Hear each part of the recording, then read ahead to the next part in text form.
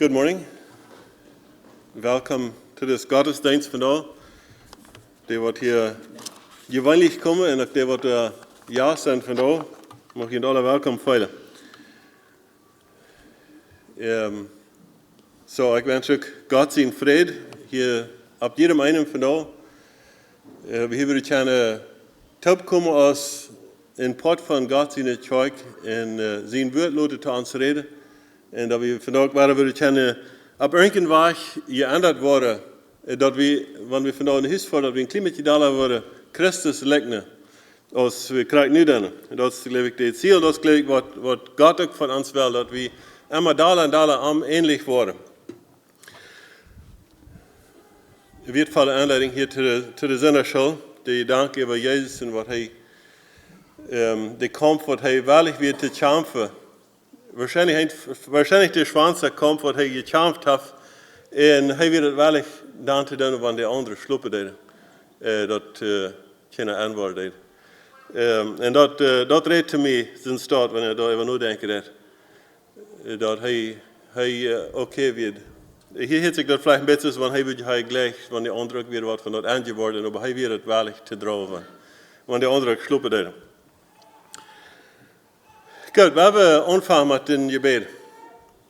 Voor de Himmel, we danken je voor das schöne nieuws morgens wat ons gegeven is. We danken je dat je hier present bent, door die geest, hier met ons hebt vandaag.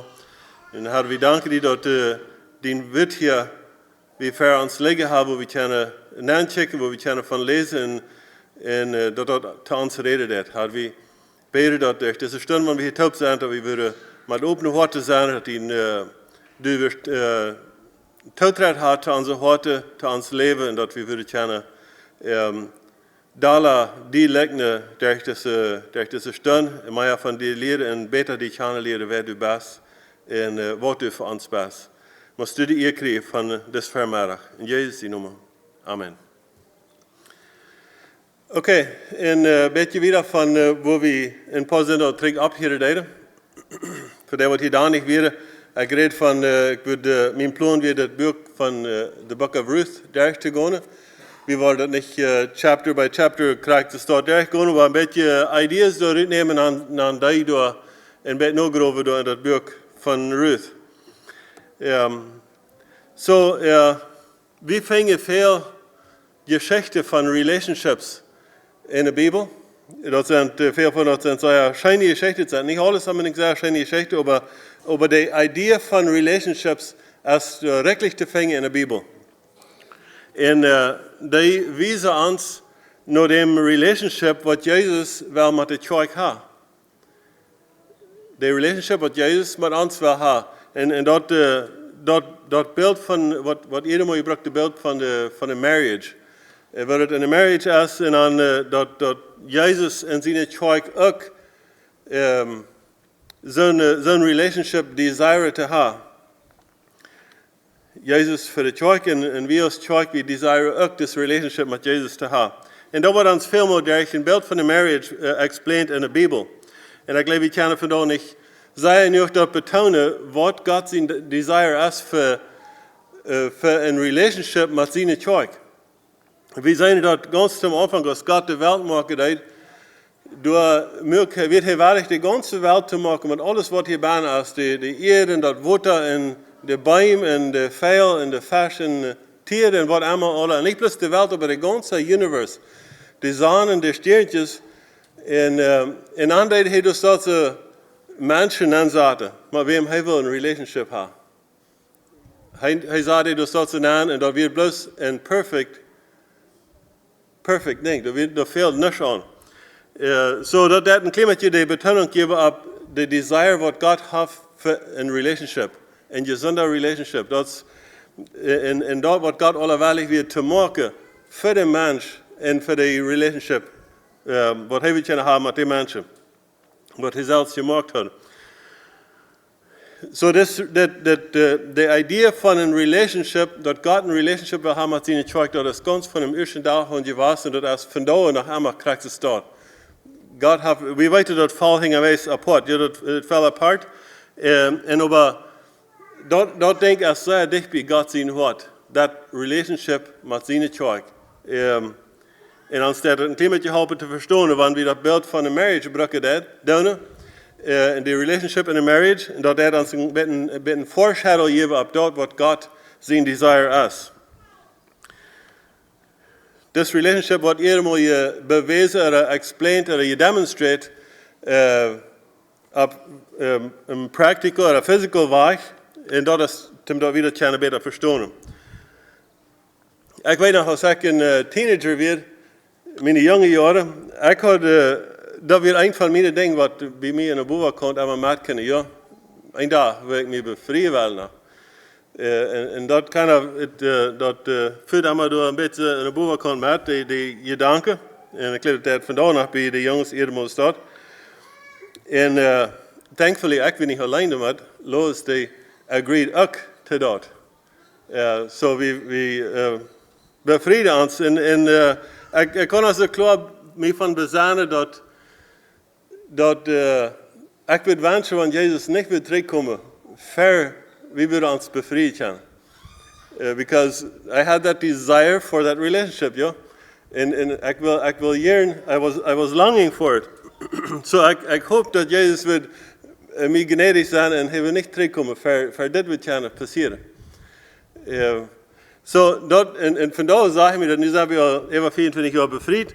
En we checken terug naar ons relationship en God heeft ons zeer rijkelijk gezegend in ons relationship. Op veel meer verschillende wijzen en vandaag goed krijg we kunnen explainen hier. Maar vandaag check ik terug en zeg ik dat relationship, the marriage, dat is een plus een shadow of things to come. En dat is wat de Bijbel ons leren wil. Dat ons relationship as a marriage partner, dat ons wijzen wat God zijn desire is voor hem en zijn kerk. In een kleine moed. Maar dat helpt ons een beetje verstaan. So vandaar zeg ik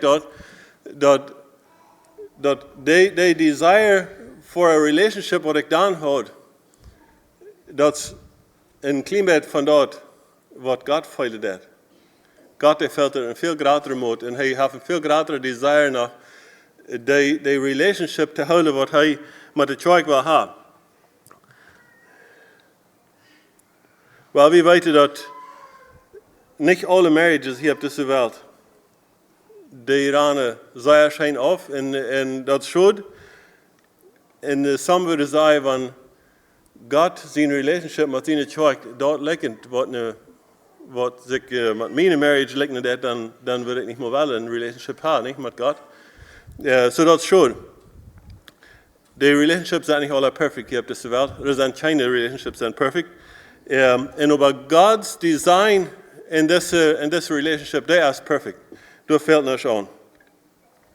So in this relationship, as in the book of Ruth, as die komt die ziemlich klar over deel en die dat ons dat ziemlich klar leren. So een klein beetje een review, dus ganz kort van wat we vijfmaal horen in the book of Ruth.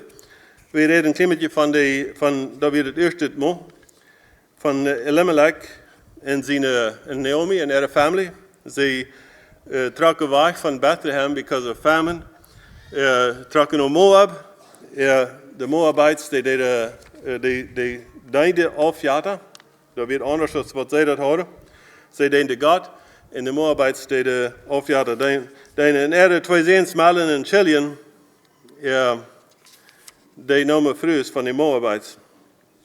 En ik geloof, ik weet niet of ik dit hier laatst gezegd had, ik wist niet wer van Orpa en Ruth, maar van de jongens bevrijd had, maar dat las ik nu later. Dat zegt u nog, dat Malin en Ruth weer een koppel was. Zo, ze trokken over den terug naar Bethlehem, nadat dat de mannen en de familie alle gestorven waren. Dat zegt ons zo niet, hoe zijn die gestorven waren, maar die waren alle gestorven. Trokken terug naar Bethlehem en dan dat de tijd over de separation, waar Naomi wilde separaten van haar beide schwiegerdochteren. Orpa deed zich over dem decided ze ging terug naar de Moabites en Ruth kwam op een mat.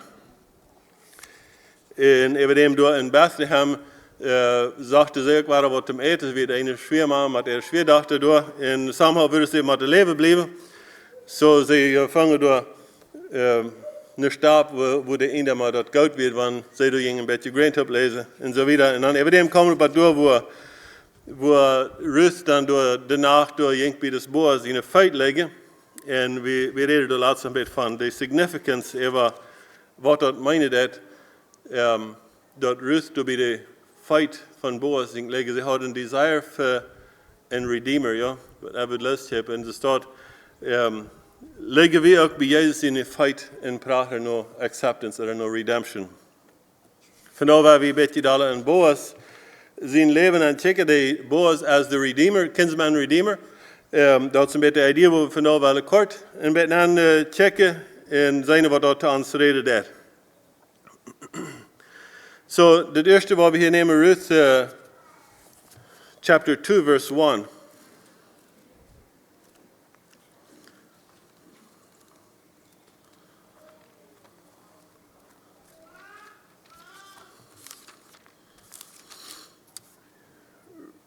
Ruth chapter 2 verse 1, du sagst uns bloß der uns ein bisschen explanation geben über wer Boas wird. It sagt, there was a relative of Naomi's husband, a man of great wealth, of the family of Elimelech. His name was Boaz.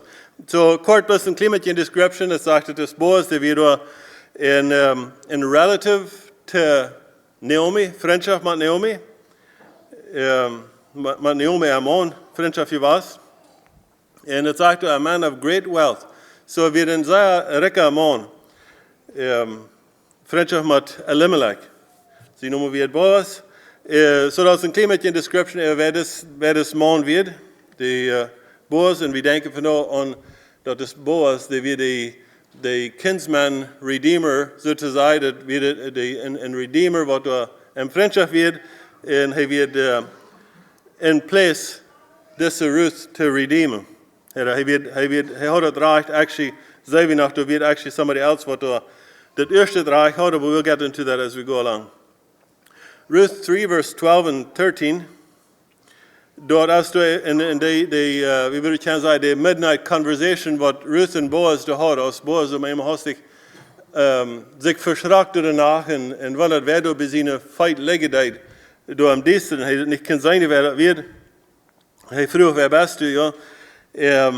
So here in verse 12 and 13 in Ruth chapter 3, du sagst, now it is true that I am a close relative, however, there is a relative closer than I.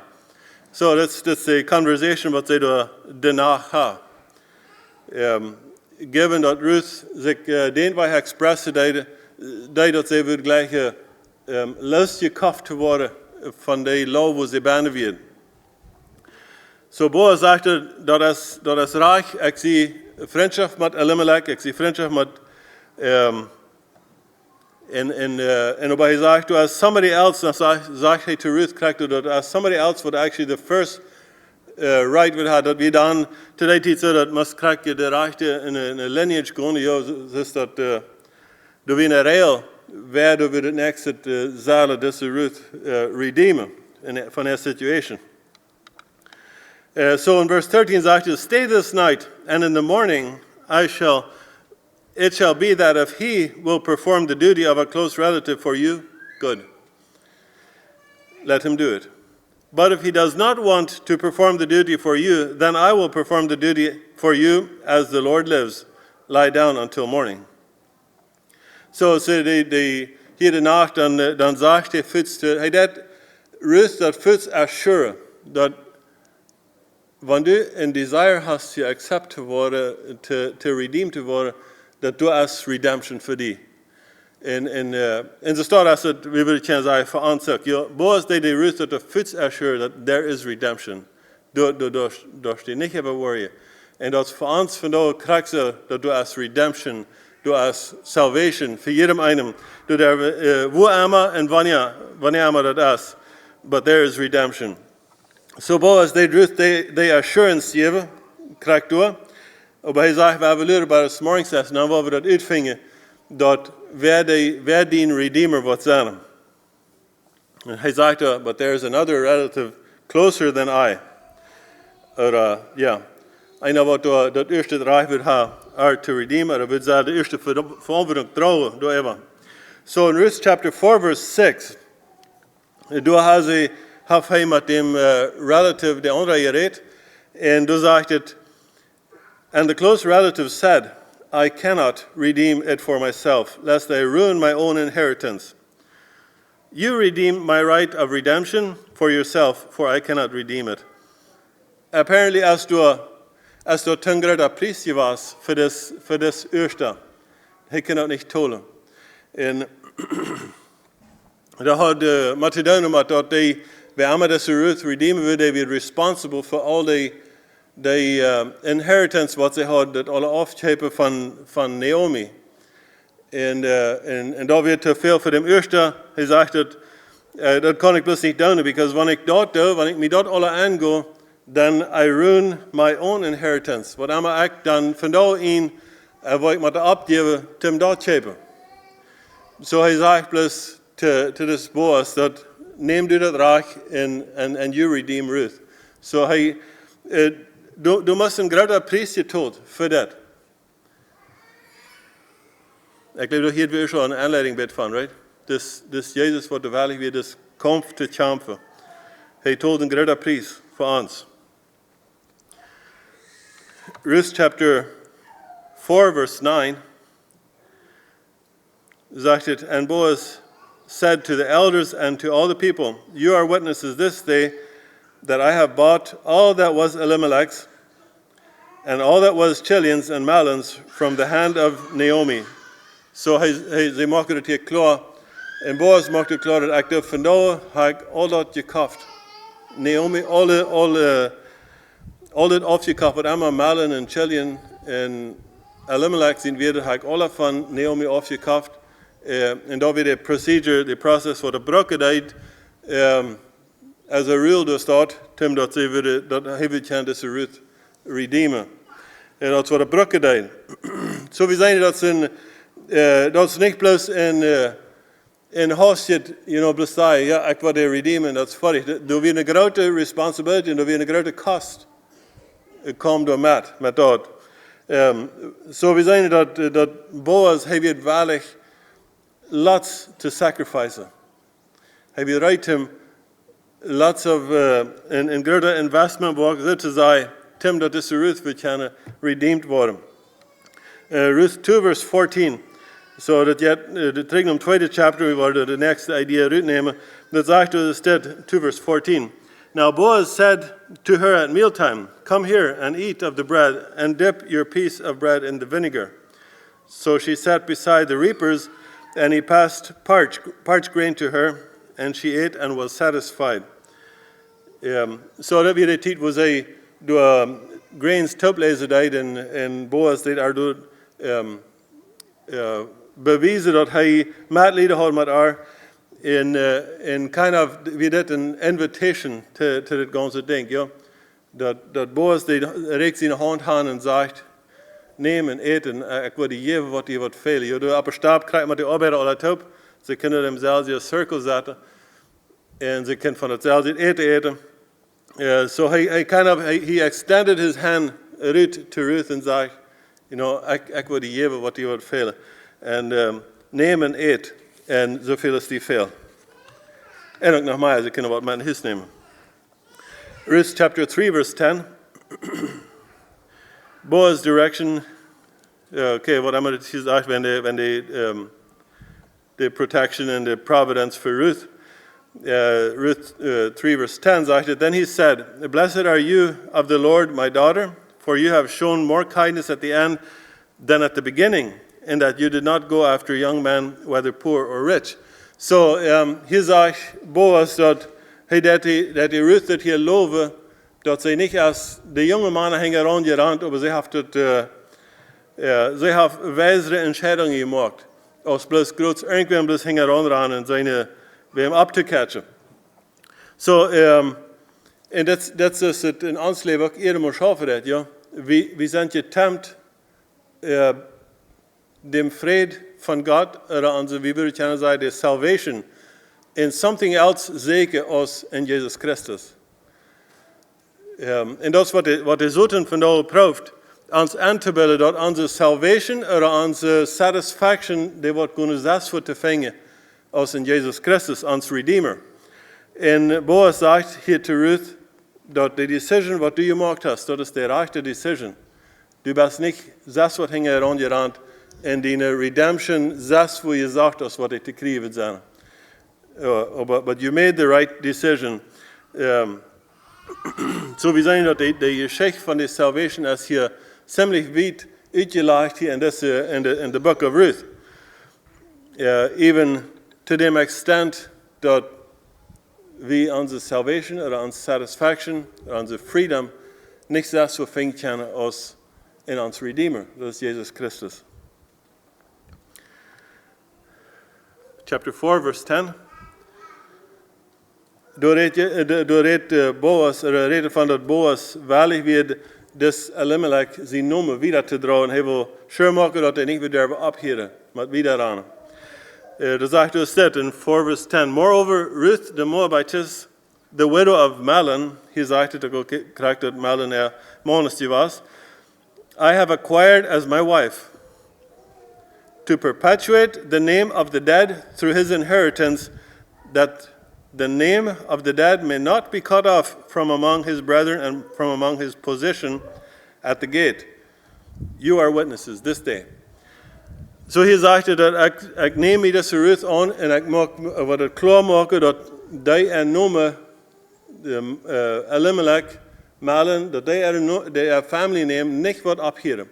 En zo dat weer de idee, geloof ik, en was het van de idee wens dat een close relative, in zo'n case Ruth herkent, dan zal een close relative zijn wat er wordt redeemen.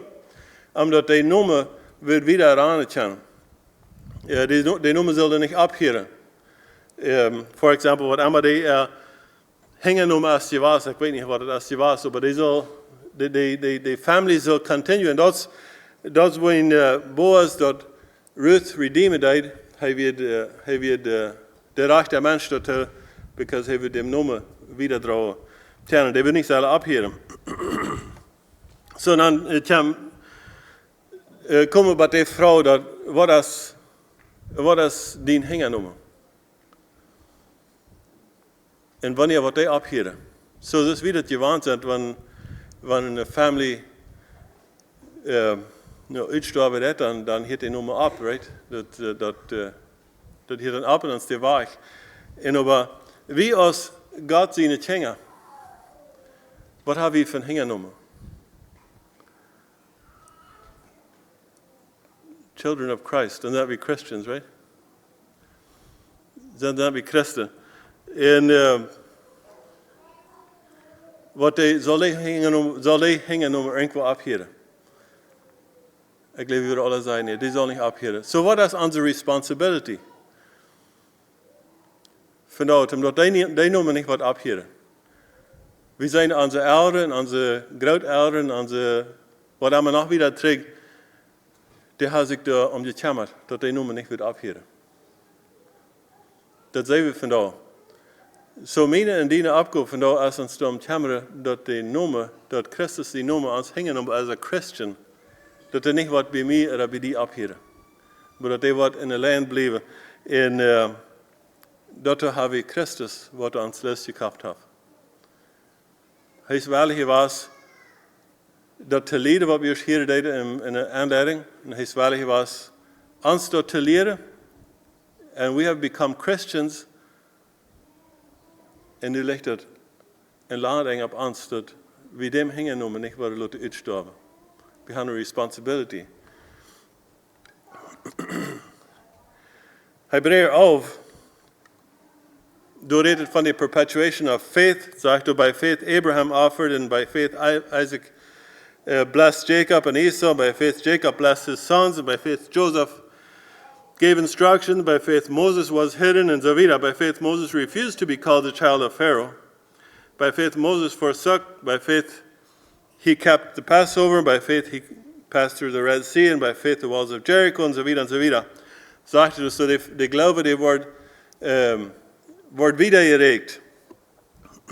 En ik geloof dat is wat we vinden, dat is wat onze responsibility is, dat we dem geloven ook wiederreiken doen. die nicht bei uns liegen wird, because we had das Christus, was uns losgekauft hat. Und die Nummer soll nicht gestorben. Und die wird nicht gestorben. Gott seine Kirche, die wird nicht gestorben. Er wird einen Tag zurückkommen für die und die nur am holen. Hebräer 2, Vers 11, da redet von Jesus, dass er der perfekt Mensch ist, was du hast. Wir können sagen, der Kinsman, Redeemer, ja? The Redeemer is the perfect Redeemer. For both he who sanctifies and those who are being sanctified are all one. For which reason he is not ashamed to call them brethren. So Jesus sagt, er ist nicht blöd ans Breiter zueinander. Wir sind eine Family, wir sind eine Freundschaft. He who sanctifies and those who are being sanctified are all one, sagt er. Wir sind eine Family.